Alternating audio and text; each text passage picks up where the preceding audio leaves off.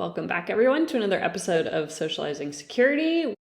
We're just fumbling with the record button per usual. So, Brian, how are you doing today? Technical issues aside, I'm not doing too bad. It's allergy season. We were just talking about before we started recordings. If my voice sounds a little bit different, if you catch me coughing at all, that's It's just that time of year, unfortunately, but luckily we see you in your normal room. I think for a previous episode, you were kind of in like your quarantine space. So, happy to see you back in your office. Not feeling like I'm sick. It's just, I don't know if it's after effects or if it's allergies, but the joys of living.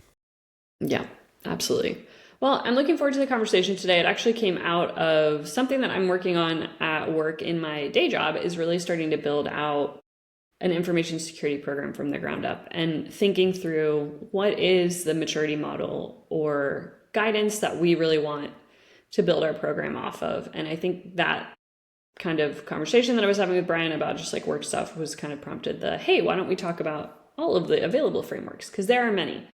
And I think we'll highlight some of them. This is not an exhaustive list. There are definitely, just as we were kind of talking about our episode today, we were like, oh, and this one, and this one. So we'll try our best to highlight the ones that we're familiar with. And then we, are definitely happy to dive in further into individual frameworks that maybe warrant broader discussions, or, maybe we bring in some subject matter experts like auditors for SOC 2 or something, or, some of these other ideas that we've been thinking about. So definitely kind of want to just talk about available frameworks. And in my space, what I think about very often is when we're talking about the balance between compliance and security, compliance very often has frameworks that we're used to, such as SOC 2, ISO 27001. We'll talk about those in depth.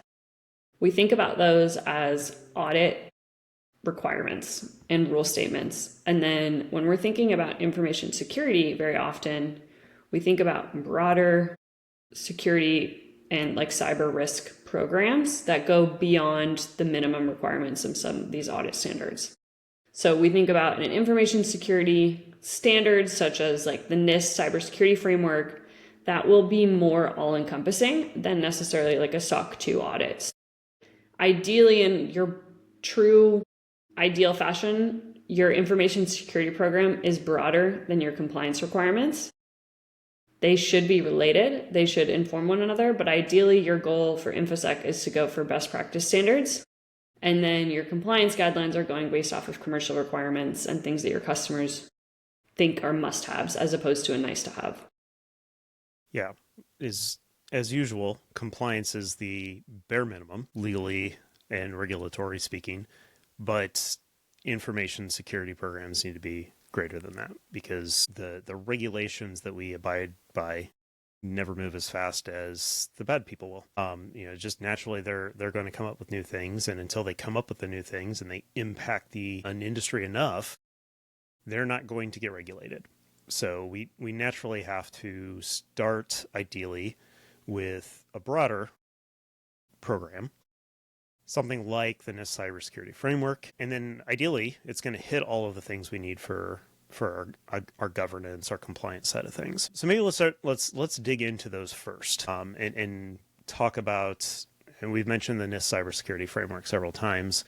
I think that one's probably the most popular, probably the most well known out there as far as how do you build a cybersecurity program. Personally, I like it the best myself too, because to me it really hinges on the continuous nature of cybersecurity, and the fact that each phase of it kind of supports the next one. But none of them are necessarily need to happen in any specific order, even though there's a bit of a circular arrow to it. So the NIST Cybersecurity Framework is broken up into a number of phases. The first one, again, not in priority order, but generally kind of in the order in which things happen when you think about them in real time. The first one ends up being the identify phase. And that's the one where we've talked previously about back to basics. You need to know what you have, so you know what you need to protect. Which takes us to the second phase, which is the protect phase. And that's where we start building firewalls, and we start putting in ACLs, and we start putting in role-based authentication. We make sure we've got proper IAM and all these things in place in order to actively stop stuff from happening. We then move into the detect phase, which is we've built our walls, we've built our moats. We know something's going to get in. So how are we going to find it when it happens? When something breaches our defenses, how do we find it? How do we notice it? How do we find it? And this is generally where we see the EDR, MDR, XDR, NDR, CDR, all the DRs, except for disaster recovery. Except for the... Yeah, that one comes later. And helps to identify what to do in that initial phase, like who needs to be notified, that kind of thing, which then directly leads us into the next phase, which is the respond. What do we do? We got that alert. What am I supposed to do with this alert? What are the processes, procedures? Who do I call? What buttons need to be hit in order to do that immediate response? Which then takes us to the recover phase, is once we've recovered, we've kind of stabilized things, we need to get back to where we were before this happened. That's where the DR comes into play. Backup recovery, all that kind of stuff as to how do we get ourselves back up and running. And all that is then wrapped in a governance phase, which is how do we build the program? How do we manage all these phases? How do we improve the iterations of things? A lot of the stuff that ties into compliance programs comes out of the governance phase. And that's kind of the newest one. It used to be distributed across all the others. The most recent one has pulled those out into its separate one, which I loved.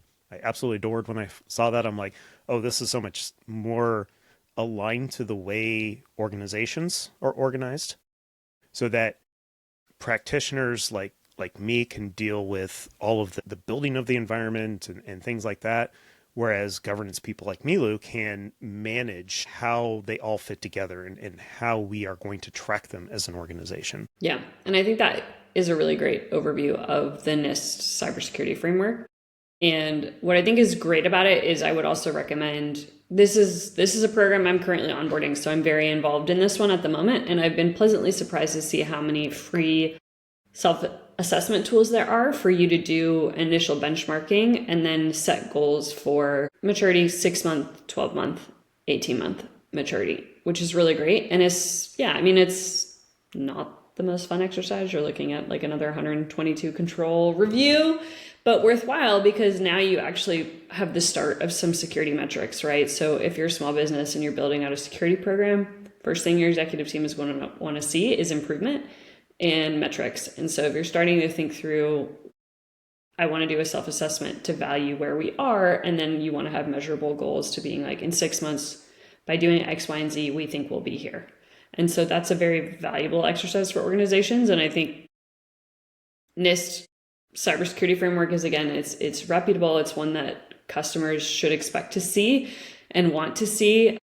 And I think we are being a little Amero-centric by saying that. I do think NIST is obviously like very much a US framework. I do think UK, EU customers will still expect to see it. So I still think it's definitely one that's still valuable for global companies as well, because there just really isn't like a competing framework in the same way beyond ISO on the international stage that we can touch. But I would say the NIST framework is definitely, I think, probably the most recognized right now, especially with like a lot of the GRC tools as well. They're aligned with this one. Yep, I would agree with that for sure. Without spending too much time on NIST, I think. Yeah. I mean, it's obviously a big one, which would why we led off with it. But there's others. So let's talk about MITRE, which is another U.S. organization that has created 2 different frameworks that are pretty internationally recognized in my experience. That is the attack framework and the defend framework. And they take a very different tact on how they lay themselves out. So as you would expect, one is more offensive and one is more defensive focused. So the attack framework, what it does is it kind of lays out all of the techniques that an attacker would use. And it has different categories for them, and some of the categories are deeper than others. It's actually a very fascinating study as to what techniques exist out there. There's some good mappings that show which techniques are used by which threat groups.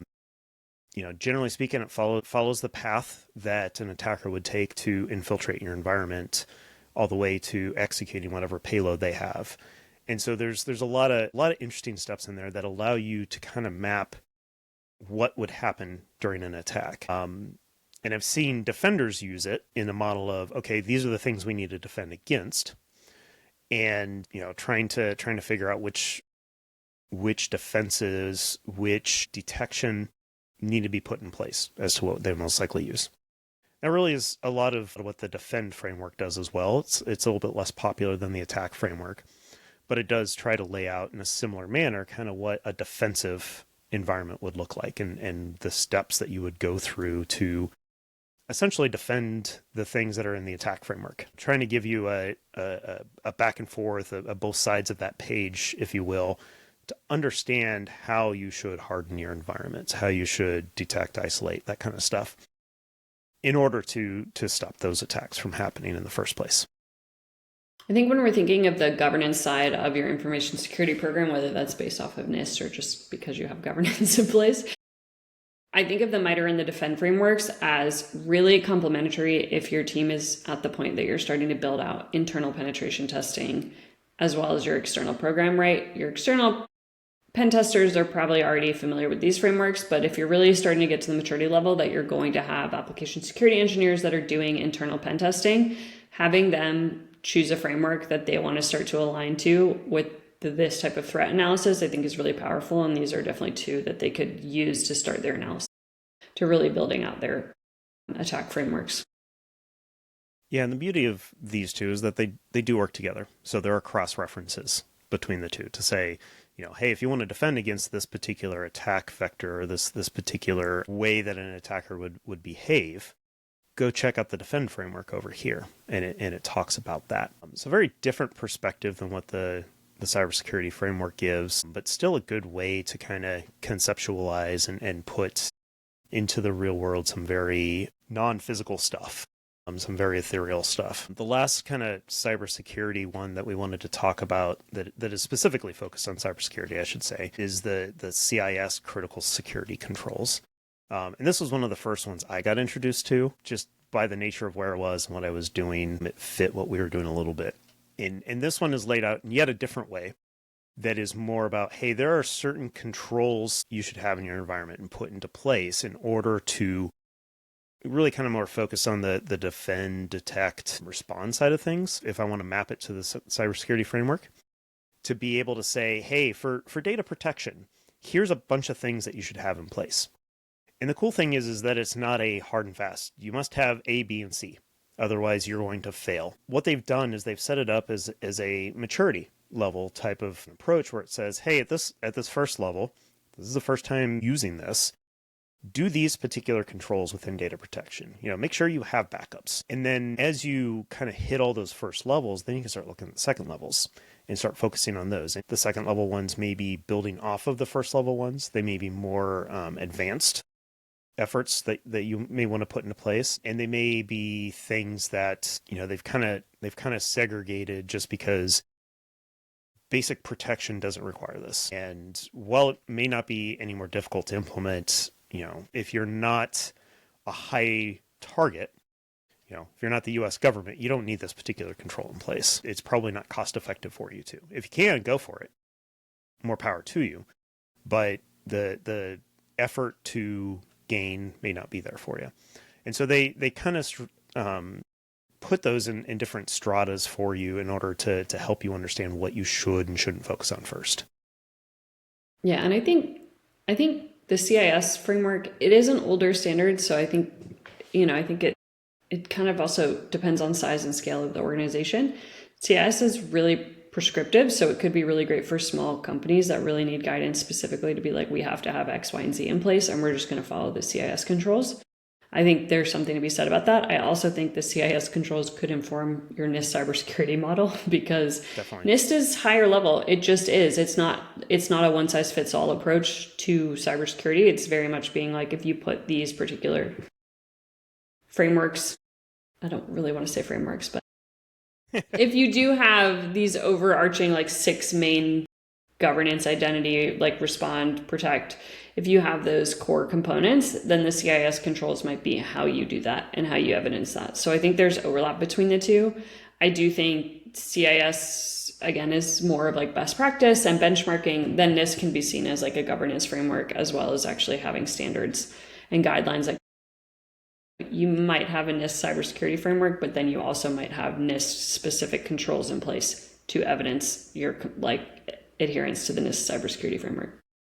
Yeah, and you can layer the MITRE attack and defend frameworks into all of that as well to get even more specific about, hey, there's this specific thing for access control management that we want to defend against. So let's use that as a framework to make sure you're covering all the bases of potential attack vectors, not just focusing on, hey, if you've got the ability to flip the switch, go flip the switch. And that's the beauty of all three of these, is that they're all vendor agnostic. They don't call out any specific vendor rules or tools or things that you need. It doesn't even, in a lot of cases, doesn't even call out tool categories. So again, the CIS, to Milou's point, is great for a lot of smaller companies because it is much more prescriptive, much more definitive in what to do. It leaves less open for you to have to create yourself, maybe is a good way to put that. And so that's one of the reasons why I dug into that one first. And it talks about what you should do, not necessarily how you should do or what tools you should use or anything like that. So it's a pretty approachable one from that perspective to say, what can I do with my existing tools? And then the stuff you can't do with your existing tools, that helps to become a guide for what you need in a new tool. Maybe you can find one tool to cover all the other bases. So it can work well in that regard to help not only set the proper settings, but find the proper tools to set those settings. Yeah. And then if we're starting to think about some of the most common audit frameworks that, again, are very much built off of some of these cybersecurity frameworks from CIS, NIST, would be SOC 2, as well as ISO 27001. And I think we can talk about those at the same time because they have significant overlap, but I do think their audiences are a little bit different. Very often in commercial contracts, you'll see either or, right? A customer is going to expect you either maintain a SOC 2 or an ISO 27001. Brownie points if you do both, but very often it'll be one or the other because there's significant overlap. SOC 2 is a US standard, really. You don't see that many global companies going after SOC 2 because it's based off of like CPAs in the United States that actually manage these audits. So that is, I think, one of the unique things about the SOC 2 audit is it actually came out of a financial audit, not a cybersecurity or IT specific audit. That being said, over time, SOC 2 auditors have become very technical and most of them do have security backgrounds now. That was a little bit different a couple of years ago, but now they definitely they might have information security specific certifications for their auditors to making sure that they actually understand cybersecurity controls as opposed to financial controls, right? Two very different topics. So, but again, it is interesting because the background is, a CPA is the one that's ultimately signing off on the SOC 2 report. On the other side, ISO 27001 is an international framework, so it's going to be one that you'll see more often for global EU, UK companies that will be testing with an external audit firm. There's a level of independence in the same way that CPAs also maintain independence, the ISO auditors have the same thing. So both are valuable. I personally would say SOC 2 might be a little bit easier to bring on board than an ISO 27001. And the main reason I think that is because of the continuous monitoring and continual improvement expectations of an ISO 27001 program, that the audits in theory should get more challenging every year, the more mature your information security program is. Yeah, and I know you and I have talked about this probably offline, but following the controls in a compliant standard, even if you're not planning on getting quote unquote certified on it, is valuable. Because again, I know it's tough because you're usually chasing the one that you need to get certified on.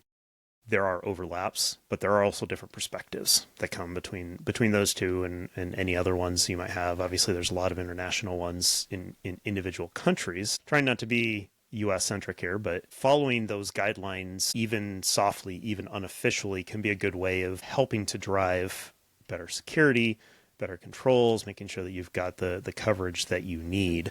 So they're all worth looking into and understanding at some level. And ideally, if you're mature with your governance, then you're governing to your own set of rules that just happen to include everything that you need to be audited for. Again, is easier said than done, and is definitely a sign of maturity. Yeah, and I would say if you're thinking about, I want to build a program based off of one of those two standards, I would recommend ISO 27001. You can purchase that note, like you can purchase that publication so you can actually see it, and it has supplemental guidance on implementation. So it's pretty clear that it will have the control statement and then actual implementation guidance on how to put the control in place. SOC 2 won't do that. SOC 2 controls are custom to every company. So if you look at a SOC 2 report, there are baseline standards, but every company can customize their control language, which means you can get away with a lot more in a SOC 2 audit too. You can scope certain controls to employees only as opposed to personnel, which includes contractors. And then there's also different service principles that you can do for SOC 2. So there's confidentiality, integrity, availability, security, and privacy. Just because you have a SOC 2 audit doesn't mean you have to go against all 5. So it's something you can see in the scoping of the first couple pages of the SOC 2 report will actually say which controls are in scope, yes or no. You can't do that as much with an ISO 27001. There's just less scoping. You might be able to scope your environment differently, but you can't necessarily take out like a whole set of controls. Yeah. Similar to kind of these compliance frameworks that are usually, again, very tightly coupled with security as well, end up being kind of how do you manage IT? Obviously, IT is a huge part of cybersecurity, but in a lot of organizations is a separate team, if not a completely separate governance domain. But they're also intertwined. It's hard to separate them. So there's a handful of different ones out there, and this is where we definitely are getting into the far from being exhaustive. COBIT is one of those. ITIL is probably one of the more popular ones. That one's been around forever. I learned that early in my career. In the CSA Cloud Controls Matrix, CSA has a whole bunch of different ones out there, including some that lead to audit certifications as well. Specifically, I'm thinking of the STAR, CSA STAR. These are all controls that kind of help you to better govern IT. And again, at different levels, some of them are more about the management aspect of things. Some of them are more focused on the technology side of things, but they all kind of give you a framework with which to put in your security and your compliance needs and be able to have a framework for your framework, if you will. And really it is about more the management, the governance of the entire environment, things like change control. How are we going to put changes into place? And the security frameworks generally don't care about that. They, in some ways, probably assume that you have that. Like you need to have a well-governed IT environment if you're going to really secure it anyway. But those are things like within the identify phase of the NIST Cybersecurity Framework to identify what is your change control process. How does that relate to rolling out new security patches, making sure that you've got the ability to roll out a 0-day vulnerability kind of a patch. So yeah, I don't know if we want to go into too much depth on those because those can be very siloed. Bringing ITIL into an organization is far from an easy task and generally isn't, like we talked about with some of the cybersecurity frameworks, like bite off little bits, just slowly work your way and it'll prove. ITIL, I know specifically, usually takes a pretty big effort to get it up and running. And sadly, I think actually like ITIL is one I see less often these days. Unfortunately, I think like the service management frameworks are getting less customer demand potentially. It's just one that I've seen less often. It's still super valuable because it informs incident response, change management, and service like how your functional org actually supports customers is very well documented in the ITIL framework. And it just increases, like it will ultimately lead to better customer satisfaction than I think some of the other cybersecurity frameworks. Like for the most part, your cybersecurity program shouldn't impact your customers. If it does, they're unhappy, right? That means like something's gone wrong. Point is try to avoid impact. As opposed to like if you're implementing a service management framework, especially that impacts like your customer support teams and your incident like response teams, that will benefit your customers and they'll see it. So you might actually get more business value out of it. Hard to measure though. Then if I'm also thinking about some of my personal preferred security questionnaires, right? We've talked about third-party assurance and every single organization has their own third-party security questionnaire. If you're thinking about ones that would be useful ones for your team to spend time doing, I personally would recommend SIG Lite or SIG Core SIG. CSA STAR is a really great self-assessment. We've kind of talked about that, about the Cloud Controls Matrix, but their self-assessment is really valuable. and builds off of a lot of these other frameworks. And then you also, if you're in that education space, HEVCAT is another one, HEVCAT, that again, your customers will have certain requests about being like, hey, this is the one that I always see, so I want that. And it's really helpful too if you have like 2 or 3 of those to then be like, hey, I see you sent your form. We already did these 2. So can you look at these? And then if there's any gaps, let us know. And that way you're putting the onus on their third-party due diligence team as opposed to doing the questionnaire internally, if you're empowered to do so. But it can be really valuable to be like, hey, we already took the time. We've answered like 600 questions already on the SIG core and the CSA STAR self-assessment. Please look at those and then let us know. Is like definitely a very powerful way to also respond to some of those requests. Yeah, definitely. And you started touching on some industry specific type stuff. So, this is the place where we want to call out, there are other, and again, we're going to not even try to get in depth on any of these, but industry specific compliance, usually focus more on compliance than anything else. So you're talking your PCI DSS, you're talking your high trust in the healthcare space. And some of these do cross in ways that aren't always apparent. So like if you're processing credit cards, well, you've got some PCI work to do anyway. So it's not just a financial industry situation because everybody's kind of in the finance industry. Otherwise, what's the point of your business? So yeah, those are things to watch out for. I don't think we really want to go into depth just because it gets hairy and very, very wide, very, very quickly there. But you have a lot more experience with that than I do, Milou. I'm currently building out a high trust compliance program. So that one is particularly of mind at the moment. It's a standard that I hate to love, but I work in the healthcare industry, so it's very valuable in that particular space. What's cool about it too is you actually can scope it to different certifications. It's not like high trust is multiple frameworks, so it's not like its own thing. It's based off of NIST, SOC 2, ISO 27001. It is informed by all of those. They actually have like pretty cool control mapping. So there's actually the opportunity to be like, yeah, we're doing high trust, but it's also scoped to NIST 853. So it's more of like aligned with a government framework as an example. So it's pretty cool in that regard, but it's a beast. I think it's like, we're going for the highest level. So it's like 550 controls that we have to evidence. And it's expensive, internal resources to do. And also just like, it's an expensive one to maintain. So. Yeah, it's a lot to it. And that's because that is a very data sensitive industry, and especially as we start looking at the threat actors focusing on the healthcare industry, I kind of want those to be stringent, and I kind of want everybody to have to hit those because health data is kind of the most personal data that you can have breached. Yeah, and because what's interesting about the healthcare side of things is you can also do a HIPAA audit, which is not regulated by one body, right? Like high trust is regulated by the High Trust Alliance.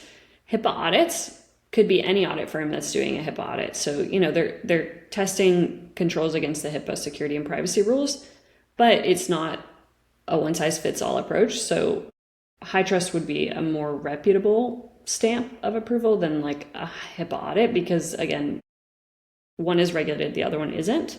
So there might be more leeway. It might be easier to get like a HIPAA letter as opposed to a high trust certification. Yeah.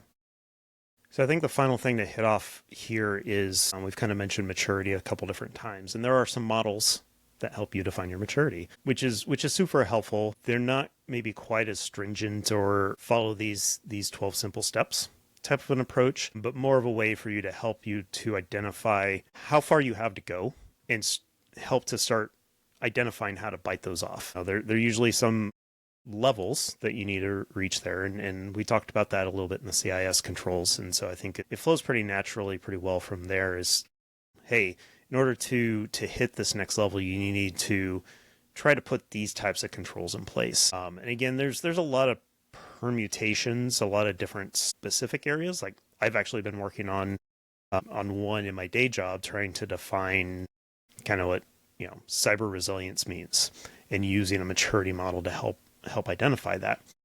But, hey, here's the 5 levels you need to get into. And, the last level ends up being kind of an optimized and continuous improvement type of a place where you've hit all the major factors and just continually improve it from there. Yeah. And again, a lot of that is subjective, right? Your internal team will be able to tell you, like, we think we're at a defined level, or we're ad hoc right now, we're level 1.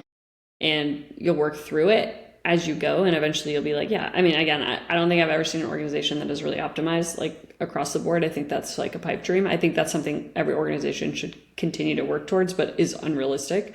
I don't set your maturity goal as level 5. Just don't set it as like level 3 to 4, because I think, I mean, it's good to have a baseline, and NIST has maturity levels. So does like the the CMMC cybersecurity maturity model.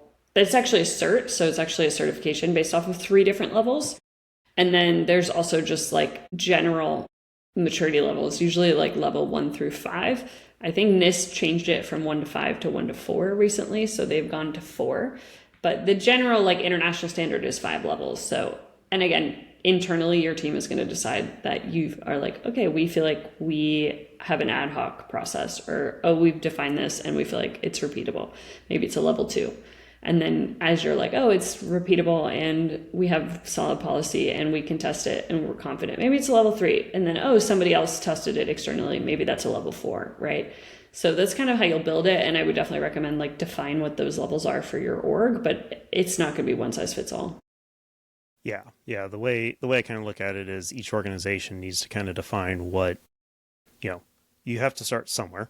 So set it so that, your level 1 is where you are today. You're at the bottom of where you're at a 0. Yeah. And some, I kind of go back and forth whether you are here is always 0 or you are here as, 1, but you kind of have to sit down and define what optimized looks like. And you want to set those goals, to Milou's point, really, really high. Like, I don't think these are obtainable, or I don't think we could ever get here. So let's set it there. And it's kind of a, aim for the stars, hit the moon type of thing. Like, if you set your goals really, really high, yeah, you may never get to level 5, and that's okay. But if you can get to level 4 and continually strive to get into 5, then you're in a good place. And every organization is going to be different because the data that they have is going to be different. Your maturity level is always under threat from new threats, cybersecurity threats, but also from the fact that like you're constantly bringing in new applications or eliminating old applications. There's new data you're collecting you never collected before. So your own posture, where you're standing, is constantly changing, which means that effect of the proper controls and where you are at and how well you can defend it all is going to constantly be shifting. So it's not, again, hard and fast, but it's something for you to continually as an organization to always be looking at and saying, how do we feel we're doing on this? Do we need to change the goals? Do we need to adjust how we're going to get there? Well, I think this has been a really great baseline of what are some of the standards. I know we didn't touch all of them. And again, I think as we'll continue, maybe we will start to dive into being like, no, actually, we're really just going to talk about the NIST Cybersecurity Framework, or we're really going to dive into like, what does it mean to do a SOC 2 audit? Or, I think there's an opportunity for us to really have more in-depth conversations of what does it mean to do PCI DSS? Like, what is the scope and what does it actually look like to bring that on? I think those are future conversations for us to have. But it is obviously sometimes if you're looking for a new framework of like, I don't even know where to start, this is hopefully a good thing to think about. Like, these are the available ones. And then again, ask your friends, colleagues, network also what they're using and what they like, because, you might be able to pick and choose for certain things. Yeah, there's no lack of opportunities out there. Almost all these have really good set of resources to help people understand what they are and to start to implement them. There's a lot of experience with all of these. These are definitely the big ones that are fairly common out there. So pick one and go for it is really the biggest thing. Hopefully this can be a guide to which one will benefit your company the most. It's about continuous improvement. So don't get discouraged if it takes months to even really get started. It's something to just keep chipping away at and try to improve over time. Yeah. Well, awesome. Another great episode, and we'll see you on the next one. Thanks all.